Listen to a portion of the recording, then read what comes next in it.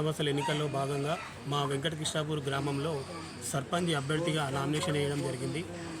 ఈరోజు మా వెంకటకృష్ణాపూర్ గ్రామం నుండి మా సర్పంచ్ అభ్యర్థితో పాటుగా ఇద్దరము వార్డు మెంబర్లుగా నామినేషన్ వేయడం జరిగింది.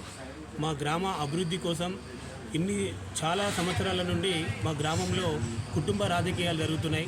ఆ కుటుంబ రాజకీయాలను తొలగించడం కోసం ఈరోజు చదువుకున్న యువకునిగా ఒక ఎంఏ జర్నలిస్ట్గా నేను ఈరోజు ముందుకొచ్చి సర్పంచ్ అభ్యర్థిగా నామినేషన్ వేసి ముందుకోవడం జరుగుతుంది. ఇదే విధంగా మా గ్రామంలో ఉన్నటువంటి ప్రతి ఒక్క యువకులు పెద్దలు అందరూ కూడా నాకు పూర్తి సపోర్టు మద్దతు ఇవ్వడం జరుగుతుంది. ఇదే విధంగా ప్రతి ఒక్కరు కూడా మాకు మద్దతు ఇచ్చి భారీ మెజారిటీతో గెలిపిస్తే మా గ్రామంలో ఉన్నటువంటి పెండింగ్లో ఉన్నటువంటి అభివృద్ధి కార్యక్రమాలు కానీ ఈ విధంగా ఏదైతే ప్రభుత్వం నుండి సంక్షేమ పథకాలు అందరికీ అందుబాటులోకి రావడం లేదో ఆ అందరికీ కూడా అందుబాటులో వచ్చే విధంగా అందరికీ సహకరిస్తాం.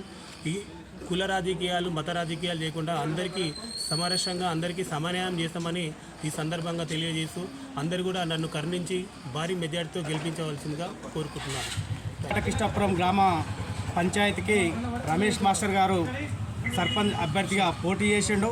గ్రామ ప్రజలు రమేష్ గారిని ఆదరించాలి.